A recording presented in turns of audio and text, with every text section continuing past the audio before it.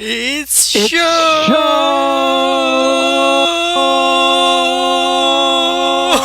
time! Oh, Welcome everybody to the Toku Portal podcast for Kishiryu Ryusoulger. Fuck, that screwed me all up. Welcome everybody to the Toku Portal podcast for Kishiryu Sentai Ryusoulger. I am Action B, and joining me is... right. Oh, See, this is why I usually do in the podcast part first. before I make jokes. no, that was worth it. Welcome to the best and saddest episode of Ryusoulger. 100% accurate. So we open up with the weirdest play in the entire series. Ui's YouTube videos took off, and she's been hired to be part of a film shoot for a movie in America. And I know what you're thinking. Hey, that's a really good setup for the episode's plot. That's what I thought, but no. Yui leaves for America speaking French for some reason, and we just don't see her again. Like, she legitimately just walks off the show. Like, that was odd. Like, that was something I literally kind of expected to be tied into the episode in some format. But yeah, no, has absolutely nothing to do with what's going on. And is not spoken of again at all at any point during this episode. Like, this is the final arc. And yeah, Ui hasn't been useful since like episode 3, but she's still been that like grounded character that helps the others live a normal life when they're not fighting the Minosaurs.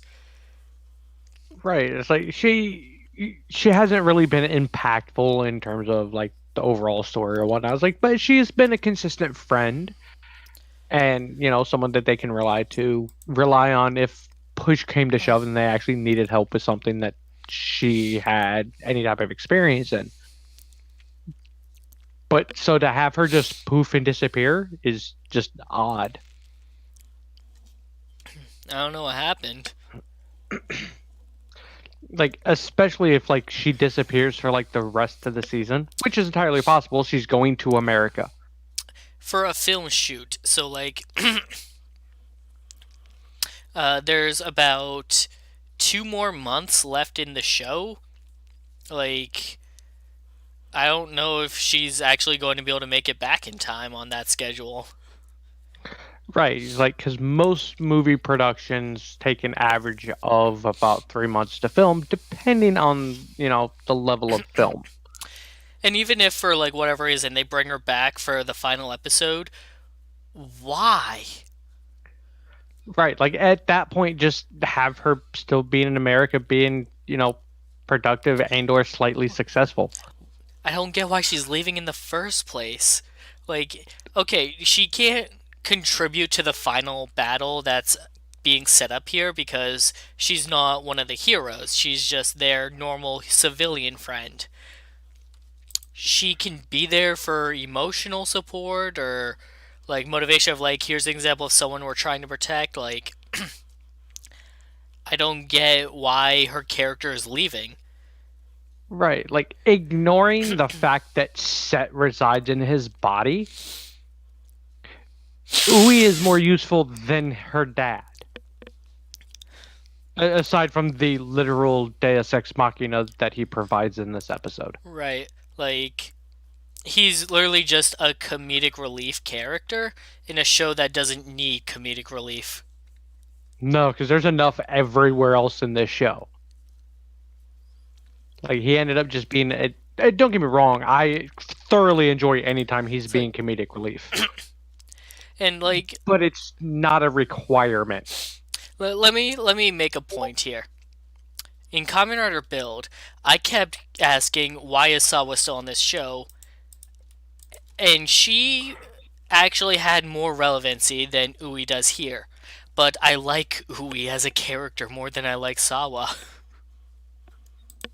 I mean, most people liked Ui over Sawa. Sawa was just that was just a bad character. Um, Pixie did bring up a good thought, and it could possibly very well be that they have like she could be contracted to start something else. Oh, Like actually, this could because they've done that with other characters where, granted, sometimes extremely poorly, a la Kamen Rider Wizard, where uh, other filming other things took precedence. I don't know if that's the case. It could just be something odd they're doing story wise as well.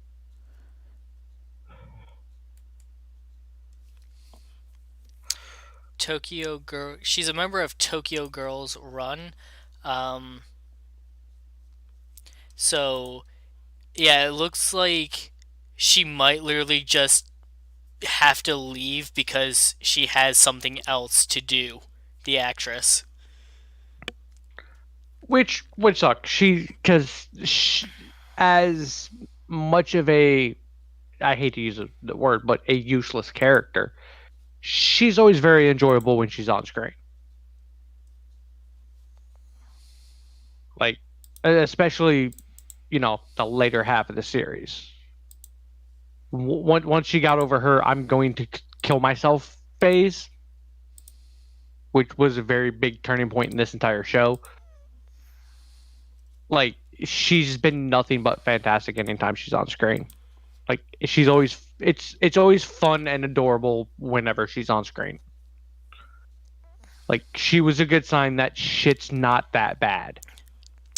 Tokyo Girls Run was launched in 2012 as a running team that leads the running culture of women's girls with members of the Tokyo Girls collection appearance models as members. Yes, this is through Google Translate. Uh, uh, Wording of that is proof, very much proof of that. In order to enjoy fashion, it is also important to first get a healthy and ideal style. So while running, let's make a healthy and beautiful body. A set of models called Sub 4 Runners, running within 4 hours, are also being produced at marathon events. So yeah, this might just be what's going on. Like, she's got this other commitment. And like I mean, and that's entirely possible and very plausible because, like I said, like this isn't something that's a very unique situation.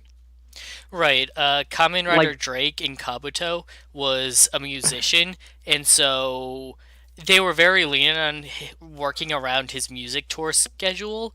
He was written out of like half the episodes just because the actor wasn't available. and I mean, it happens a lot.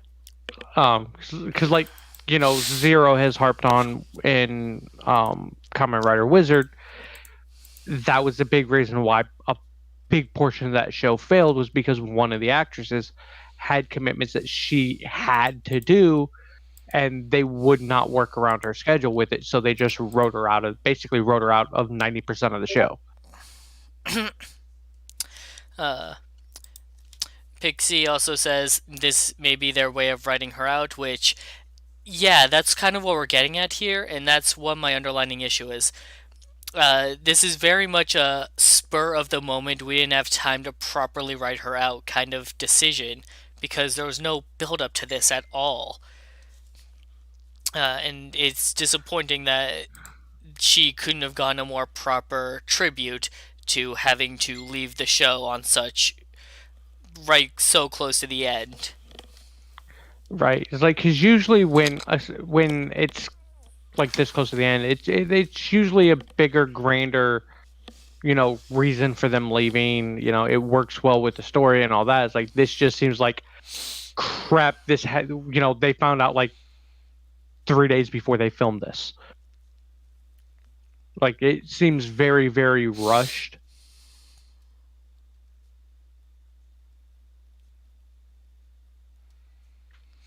Yeah. Like, that being said, at least they gave her something rather than just her not being there and then just referencing it. Because I've seen that type of shit happen too. Where they go like 12 episodes going, hey, where's so-and-so? I was like, oh, well, they're off, they're out grocery shopping or something. And we just never see their character again.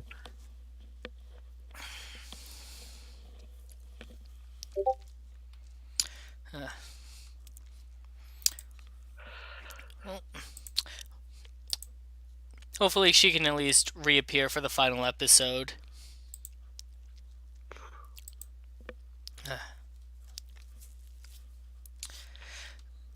So, as for the actual episode's plot, the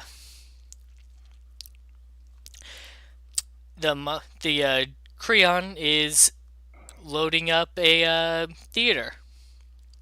And so when Toa and Bamba call them in, like, hey, we found a Droodon hideout, they are stopped by Ui's dad, who's like, hey, try out these energy drinks I just got.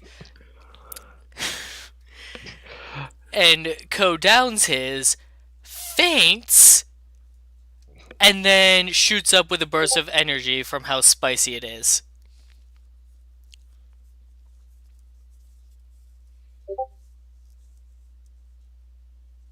Like, it's very, very dumb. And later on becomes very, very much in Deus Ex Machina. But it was funny as shit to just see Ko just pop the fuck up going, hey, let's go. Like, it was funny. Stupid as shit, not gonna lie.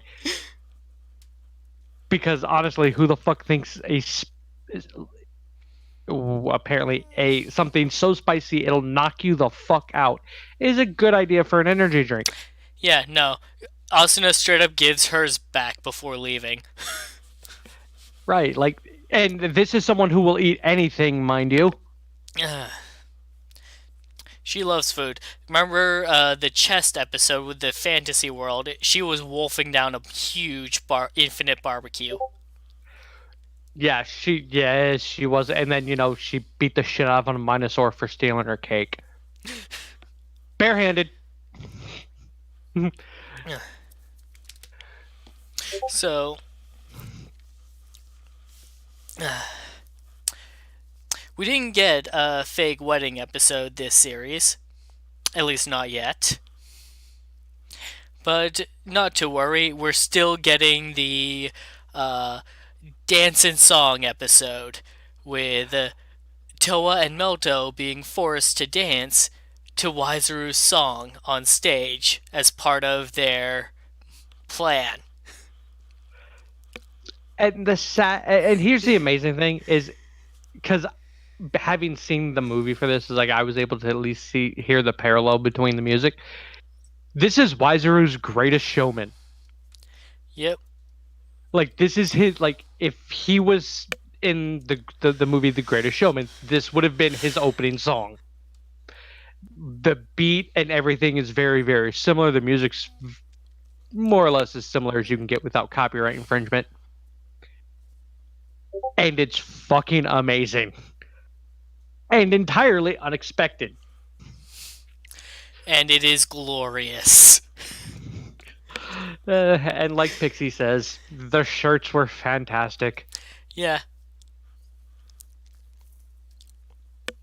And as much as I hate to point it out, they really pulled them off. Yep. Figuratively, not literally. This is still a kid's show. Yeah, Waizaru has a song now. So, when's that coming onto Spotify? God, I fucking hope. Like, if nothing else, I want to find out who does his voice and if he does have a music career, or at least a Spotify solely for this to be exist. But yeah, the Minosaur's power can make anything he writes real, and so the plan is to put on a performance with the Ryu soldiers as the actors.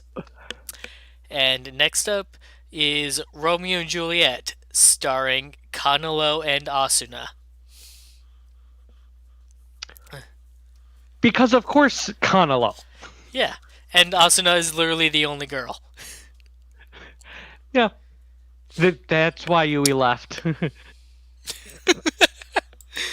Oh, uh, and like I get the whole point that what basically what Wizero is going for, but are you really proving you're great by just doing Romeo and Juliet? One of the most overdone stories in all of history.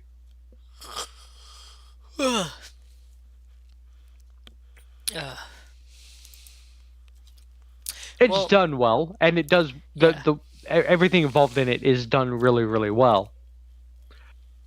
But and still, Weiser needed a play where the leads kill themselves so that they would die. like if nothing else, he has dedication to his craft. Uh, Realizing this, Ko and Bamba rush out to defeat the Minosaur before this happens. And when they find him, Creon decides to speed the play up by tearing out half the pages. Real quick, I want to back up just a second because I've been harping over the last few weeks about how dumb everybody is in this show. I would like to point out that the bad guys had a secret room, which they marked hidden room.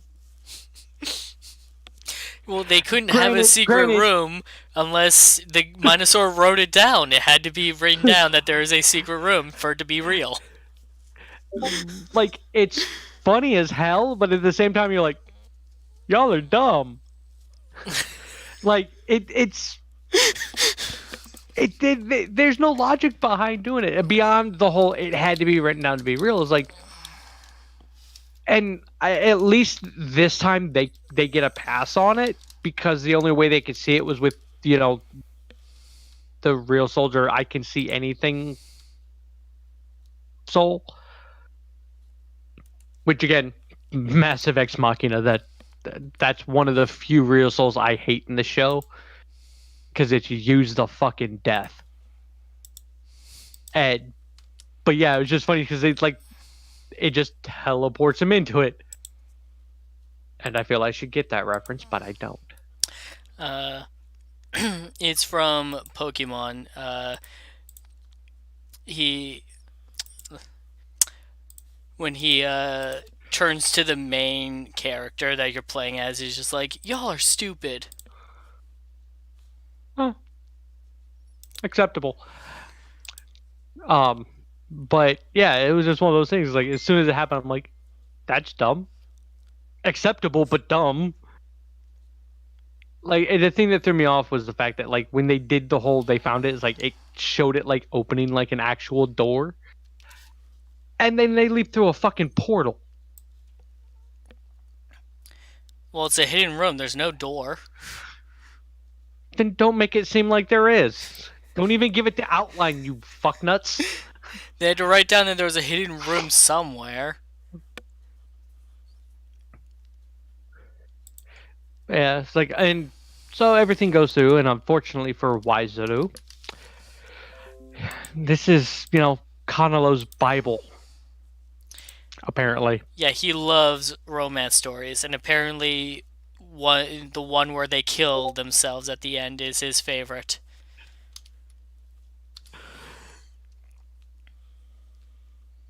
Which is sad thing is if you've actually read that story, it's not really a romantic book.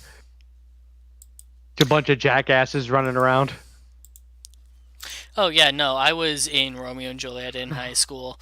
It is two teenagers who are mad at their dads hook up for one night and then try to run away together. And and then through a dumb course of events, kill each other. kill Well, themselves kill over themselves. each other. Yeah, over each other. All because one person couldn't, wait a couple minutes.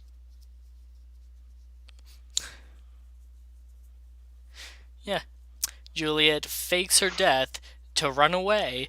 Romeo sees her supposedly dead body and goes, I can't live without her, drinks the poison. Juliet wakes up, sees Romeo is dead, and goes, I can't live without him, and drinks the poison. And yes, Pixie, we're ruining it because it should be ruined. That is not an aspiring love story.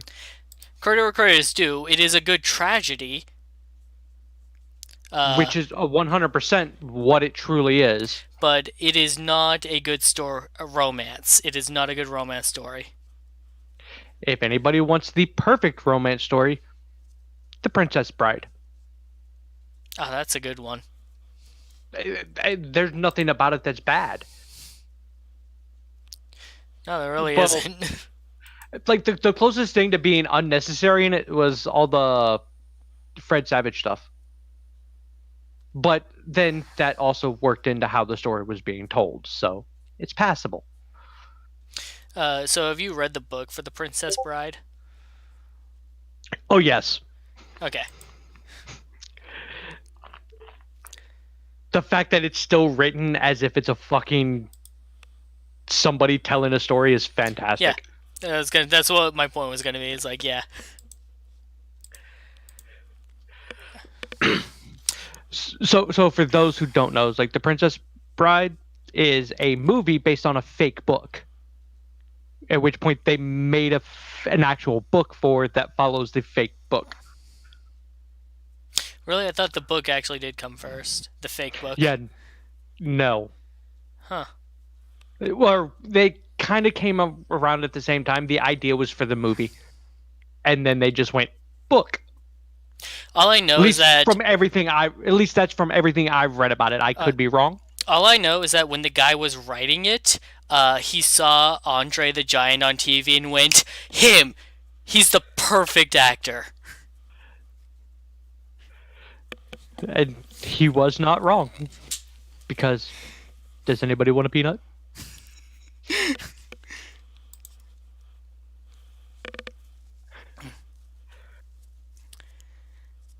But yes, so they trick Waizaru.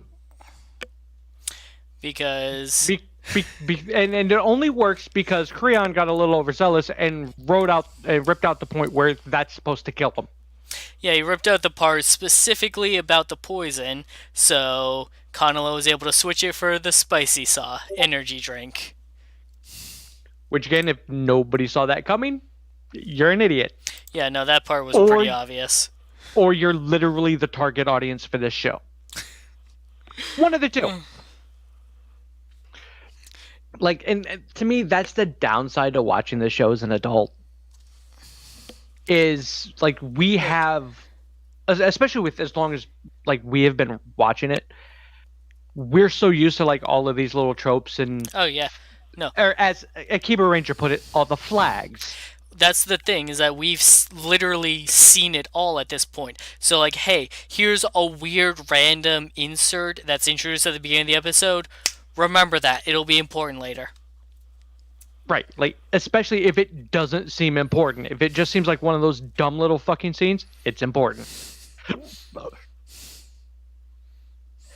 It's like, but it's not one of those things like where kids aren't going to pick up on that. They're just gonna look at the screen and haha, that's funny. If they do pick on it, they're fucking intelligent, and you should have them tested. See if they can get into the good schools.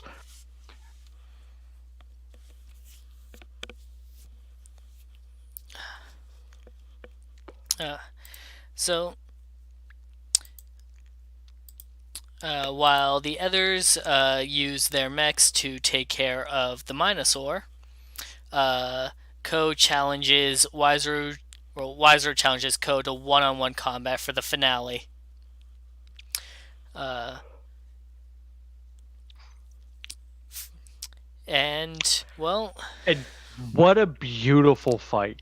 yeah, Especially still using the whole plane on stage fighting. yeah, with Wiseru having the wire on his back to lift him up. And Creon and the fucking little grunts pulling it so he can lift and swing and fly and all that. That was fucking great.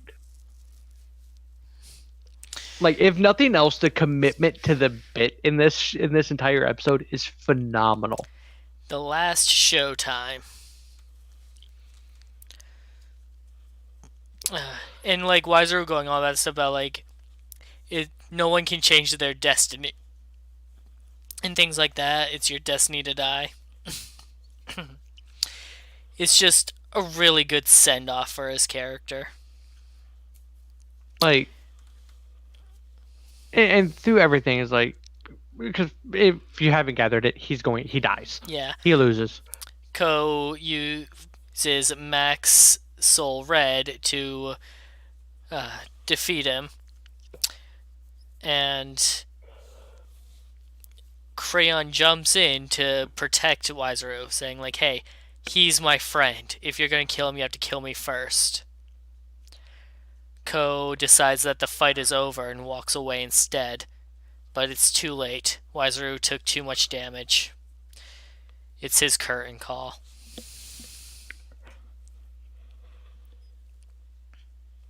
And then we get such a happy ending song. Why am I like I am more sad about this than I am about Naga, whatever. Nada. To be fair, look how long we had with Waizuru. Yeah. Like, he's been, fuck everybody else, he's been the main villain for what, 30 some odd episodes, Uh if not 40, because I want to let's say hear. he was introduced. He was introduced episode 7. Yeah, so he's been here for almost 40 fucking episodes. So it very, very understandable that, you know, his death would have such an impact on it. And I honestly look at this as he was doomed to die. Let's be real. He had no chance of beating the Ryusoulgers, and he knew this. He's very aware that he had no chance to win on his own. But he also knew if he failed and or did not fight them, he was dead anyways due to Precious. And all the information that Creon gathered last episode. So I think this was just him deciding, you know what, fuck it, I'm going out on my terms. Because you had Creon's plan, which is, hey, let's get the Ryusoulgers to help us. And that truly only really works for Creon. Like, between everybody, Creon's really the only one who has enough, for lack of a better term, enough flags for the character switch. yeah, Wiseru has been nothing but evil, very knowingly, very willingly, and very acceptably. I feel Wiseru was smart enough to know there was nothing he could do to redeem himself with the Ryusoulgers, so there was no chance of him being redeemed as a good guy and being able to successfully switch. This was the real plan. This was this was only his only option, where he got to be the greatest showman. Yeah, he did. In the end, he did get the Ryusoulgers to help him. If it was do or die, he'd rather die by their hands than by Precious. And that is something that I choose to believe. Right, and I firmly believe so. Like, that works perfectly with his character too.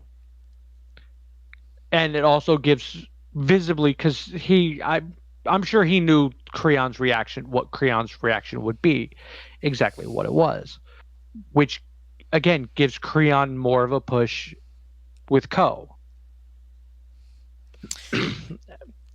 to see the good in Creon. Like, misguided as Creon is, because Creon isn't evil.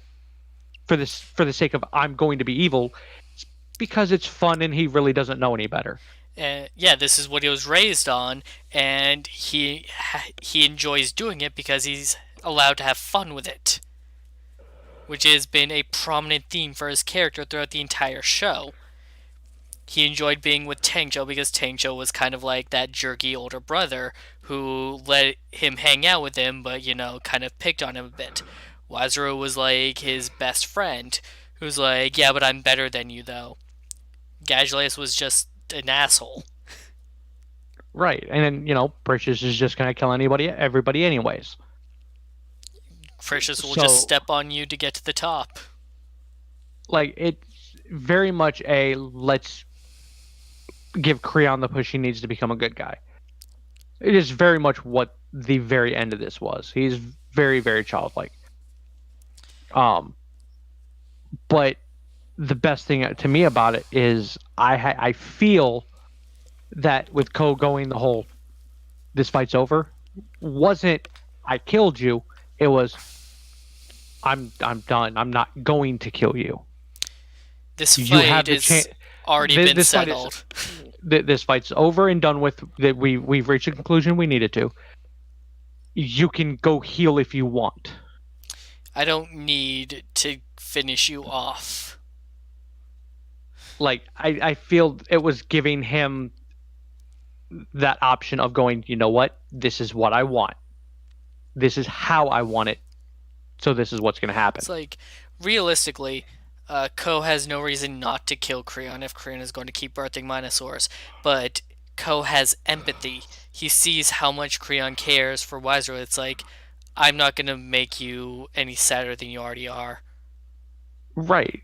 It's like, and even so, it's like, it also add into the fact of, I hate to fucking quote it, but violence begets more violence. Him truly finishing off Wazuru in front of Creon would only push Creon that much further down the well.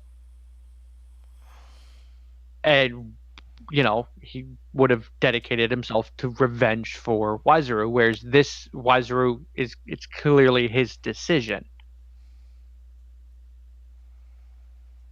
Which stops that circle of violence for Creon.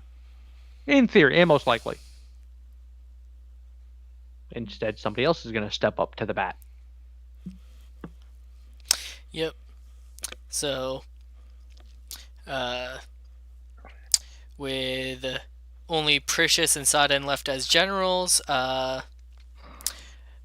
Jordan Hellis is going to bring in a new one for next week's episode. Because that's what we need with 7 episodes left. A new general. Yeah. Just one more general for some reason. Like, with a redesign of the Tangjo suit. Because, hey, that's just lying around collecting dust. Like, and here's the aspect of that I have a problem with. Toei very much openly acknowledged that they have a problem doing this. Reusing suits? Reusing suits, weapons, and stuff, just basically just repainting them and repurposing. To the point where it was a massive fucking joke in the Kamen Rider Brain movies. Or movie. Like 100% it was pointed out, what the fuck are you doing kind of thing. And it's them joking at themselves, so they know that it's very, very well done. And it's overly done, and they have a massive problem with it. But they're not stopping. It still saves money. Like, even so far going into looking at the next Sentai team, half their fucking visors are just repurposed. Are they really? Yes. That one is specifically the SPD visor. One of them is an O-Ranger visor. No, those are the Max. Come on. Like, I had it pulled up. I was able to place like 3 or 4 of them. I just can't remember what the other 2 are. Oh yeah, blue is SPD, isn't it? Yeah, blue is SPD. I want to say pink is O Ranger, No, that's not a Ranger. or whichever Well, one is that the freaking giant oval. oh yeah, that might be green. Green might no, Yeah, no, because that one had two separate bars. No, I don't think there's a repurpose from a Ranger. pink only had one giant oval in O Ranger. Yeah, but this. Well, I guess if they like, mm, no, it's a Like the different the the helmet. eff- the effects on the helmet are going over top of it, so it's smaller than it was because of all the Oh, like effects they onto put it. like another thing on top of the existing helmet, maybe. Yeah, like to me, that's very much what it looks like. And yeah, blue 100% is just the SPD visor. It's quite literally blue's SPD visor specifically. Yeah, now that you mention it, I totally see it. And now you know why you had SPD flashbacks when you first saw it. Um, yeah, but But like this is a company that when they did a Sentai series where like the team members could swap colors with each other, they made a different suit for every color and number combination rather than just like making the numbers and the skirts removable. right, so we have a company that will go that extra length for consistency. That still baffles me. Like, just make the numbers and the skirts removable, and you would have saved so much. Except for and to me, then this is where an issue with like Sentai stuff is like it's they're form fitting. So in theory, blues. Well, actually, yeah, you're right. It really would have been easier just to do that. At most, you would have had to make. At most, they would have had to make different colored skirts. Yeah, pretty much. Like the females would be the only ones who would really need different suits. And if you're talking about form fitting, like the whole reason Sentai suits have skirts is because sometimes the suit actor for the females is still a guy, so they have to cover the crotch. Right. So I mean, like it logically speaking, yeah, it's like they really would. That would have been for a company that's big on we're gonna do everything we can to save money. That was a very dumb decision. And it's like if you're worried about like Velcro or whatever showing up on the suits when the skirt's not there, like hide it in the belt.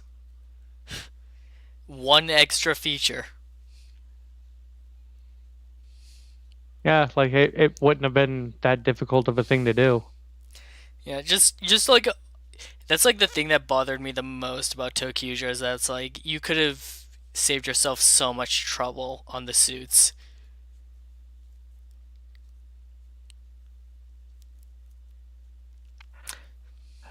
But like for me, it's like the issue with the whole final arc, the way it's building up for Ryusoulger. We've got 7 episodes left, and nothing feels endgamey aside from a general just died. Yeah, so like it's weird because we've had early on it's like, "Oh, are we doing this weird like swapping out the generals thing every so many episodes?" And that ended up being a no because Wiseru stuck around for the longest out of any of them, with Gajale leaving and then returning. Uh, so now both of the long-running generals are just gone, replaced with new ones who only recently showed up and have done almost nothing. And they're supposed to be our end game. Like to me, like I get it is like they're the build up to the end game, and that to me that's fine. But they don't feel like build up to end game. They just feel like they're just fucking off like the rest of them. Like Princess has done nothing but basically just poke at the other generals. That's really all she's done. And like we have I want to say 6 more episodes of Ryusoulger. So it feels weird. It's like, okay, Gadgelaeus was taken out a bit early, but he wasn't as prominent as Wiseru has been. But now Wiseru is gone, and we still have the entire other half of the final arc to go. It's like, really? Right. Because we have at minimum 6 more main episodes, and then an epilogue episode if they do that, or 7, Yeah. because there's only 49 episodes, and this is episode Yeah, 42. yeah, 40. Yeah, it's 49. I did the math on that. Yeah, 7 more episodes. Like, I feel like Wiseru should have been around at least until the final 3. Like, and it's just not done well in my opinion. It's like I'm sure the way this will play out will be end up being fantastic, because as much as I hate to say it, my initial take of this show has been turned on its head, because originally I hated this fucking show. And, like, this is the weirdest follow up to what we got last week, where Creon was hyping up the Ryu soldiers to Wiseru. It's like maybe they can do something for us. I would have expected a few more episodes in relation to Be- that. right before he just goes, you know what? No, not gonna work. Or Ultimatum at least, time. yeah, like there could have been like some build up to it, even if it was just background stuff to other, like while something else is going on, like hit them, like them trying to feel out whether or not the real soldiers will actually help Wiseru, or if they just want to kick his ass. Like, Instead, we just get, no, we're just gonna have him kick my ass. like we see Precious put the pressure on Gadgelaeus to the point that he becomes so desperate he has a Minosaur created from himself in an final attempt to like take out the real soldiers, which fails, and he's ultimately defeated. We don't get that with Wiseru, and I think it would have been interesting to see like, all right, now Wiseru is getting the pressure put on him, and so ultimately he decides to challenge the Rio soldiers in an attempt of like either I defeat them and earn my freedom, or they defeat me and I'm free either way. Right. Like to me, that would have worked a little bit better, because again, it would have been very much a Wiseru thing to do in terms of, well, fuck Precious. Like, because especially by this point, it's like it's very obvious Precious doesn't really care for his showmanship or anything and appreciate it. So it's like it would be very much a Wiseru thing to give that one last fuck you to Precious. Like, I'm doing this for Precious. I don't even like Precious. Like, instead, it's like as sad as this is, it's like because of the there's no true build up to it. It does lose a lot of its a good portion of its impact. It's still done very, very beautifully, and it's executed very, very well. But it's one of those, like, it could have been done better. Not much better, but it could have had more substance to it. It's like, and instead of having that, we get, let's throw another random repainted villain at somebody while we wait for the big bad to be resurrected. You know what this show doesn't have enough of? Generals. We need a 7th one. Good God. Oh, you're counting Sada and Wuden, aren't you? Yeah. Okay. Because I'm like in the back of my head, I'm like, no, that doesn't sound right. Oh wait, nope, Sada and Wuden. If you count the two of them, then the new guy will make 7. It's like, and then we have Hellas, whether or not he was another, like, if whether So, we still don't know who the fuck Hellas is in the first place. I was checking the Wicca site, and according to that, Hellas is the mother of Druidons. Huh. So hey, we have a female big bad. Yeah, that's what it seems like. Like, if that's the case, I really hope so, because that would be awesome. even if it is just a, one episode, two episode villain, which isn't unique to Sentai at all. To have the final villain literally only show up in like the last two episodes. Want to say Geki Ranger did that. Um, Uh, so not really in Geki Ranger. The villain was there the entire time. Uh, they just kind of hung out in the background like Gremlin. but it was still one of those like he was somebody. It was a character who was not important until that point. Oh yeah, totally. Like to me that's the same thing as we're gonna revive you in the last two episodes. Like to me that's the same way. Like the same way that like Deca Ranger's final villain was a guy we'd seen the entire fucking show who just went, "No, fuck it, I'm gonna do it Okay. myself." All right, I'm super mad at the police executing all of the criminals that I sell to.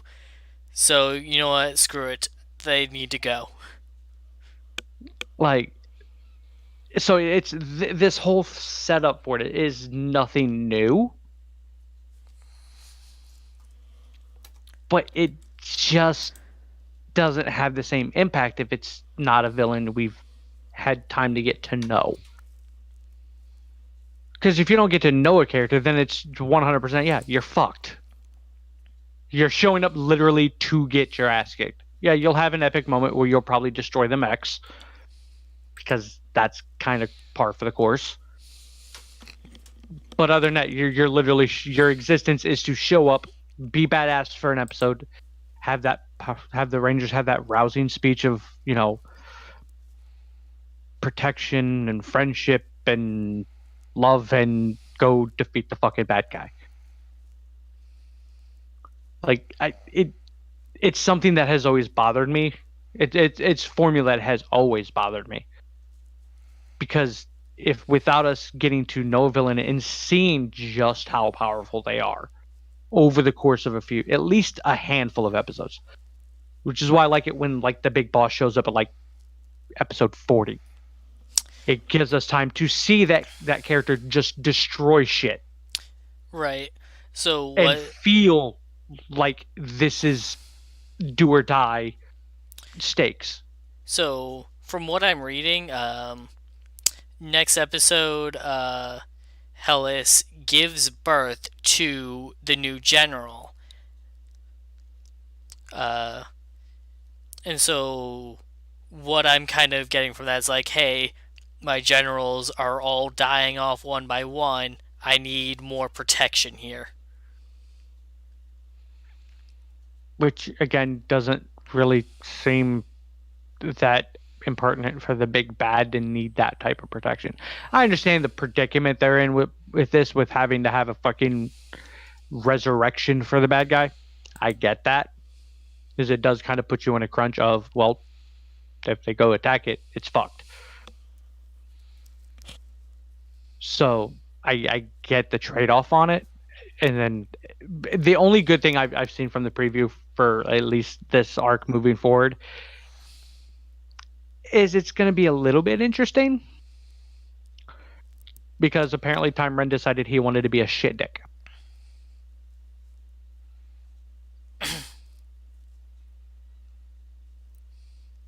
Because Master Black is back, Played by Time Red.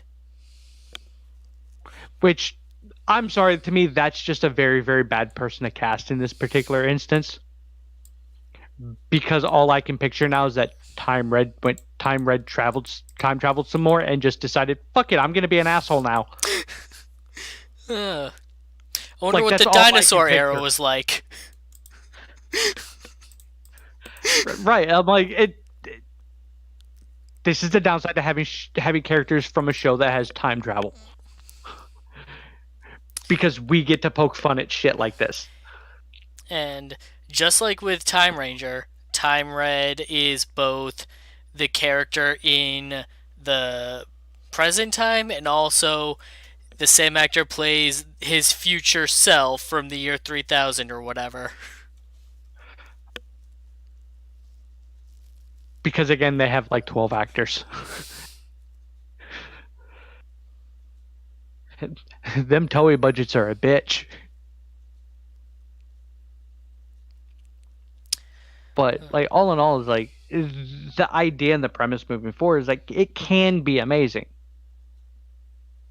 I just hope it lives up to the precedents that it's setting with Wizuru and Creon's character, the way their arcs have gone, and continues that scale of just awesome epicness. Because otherwise, to me, it's gonna feel like it's gonna pull a Q Ranger and just kind of fall flat. Because it's as good as Q Ranger got, that last arc was trouble. To be fair, so was the first arc too, but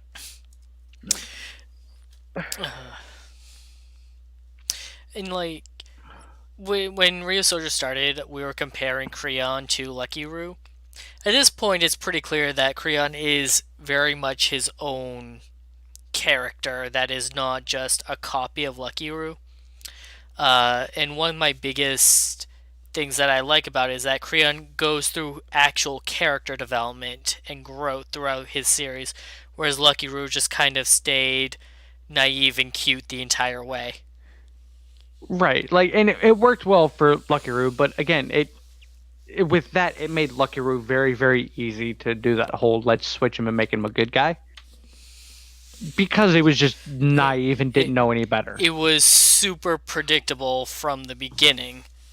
The only thing that threw me off was like Candelier also seemed to have that kind of thing where it's like there's no way they're going to do both of them, so I guess it would be Lucky Roo and not Candelier. And then it ended up being both of them, and it's like, oh, okay.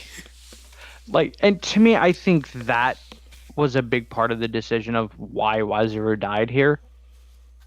Because I mean, like I said, like they could have done that whole let's just switch them both, even if it was just power of necessity to start it on Wiseru's part. But doing it here, to me it adds more to Wiseru's character, and to me, like I said, like this whole thing it is his plan. It's his way of going out on his terms and all that. So him not trying to even attempt it just shows credence to he knew better than to try. He knew it wasn't going to go anywhere. So it adds credence to the way things planned out here. Just knowing the type of character that he is like for Creon is like as much as he feels like very much like a white Lucky Roo character. Because let's face it, it's hard to look at the show and not see the parallels between Kishiryu. I mean, it's very much a very big pull from it. While Creon is very similar to Lucky Roo, like like you said, he's had much more character development than Lucky Roo did. Like we've seen him grow as a character and as a monster and as, for lack of a better term, as a person, to show that he has very firm understandings of the concepts of love, family, empathy. Like he very much understands everything. May not entirely understand the concept of evil because he's just having fun, but he does have more growth than Lucky Roo ever got beyond I want to read manga and watch Candelero sing.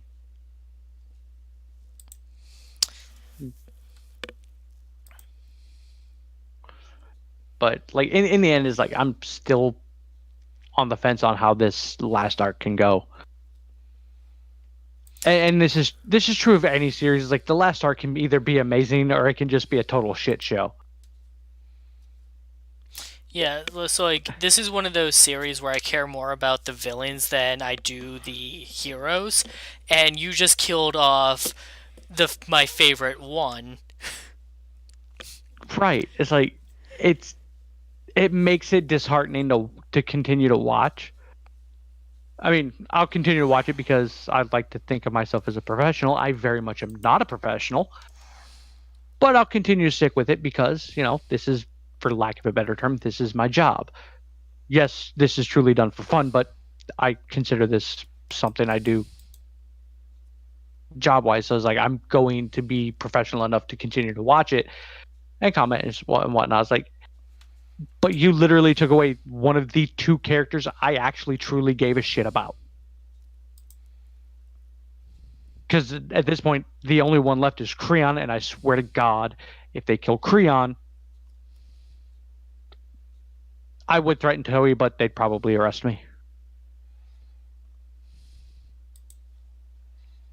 It's like, but yeah, I will be exceedingly pissed off if they go that route.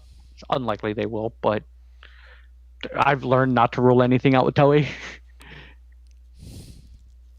you know, Yeah. when you kill when a company will kill somebody off on Christmas, they don't give a fuck about you or your feelings.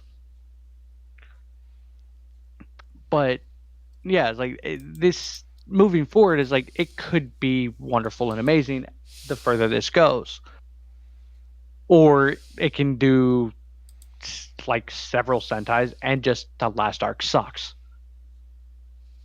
Where we're just sitting there every week just trying to get through it and just so we can go, hey, new show. I'm hoping it's the former, not the latter, because I really don't want the rest of the show to suck.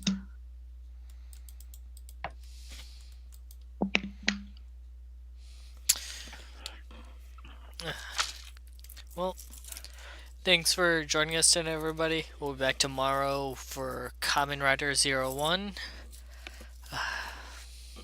Goodbye, Wiseru. Wazoo, I do.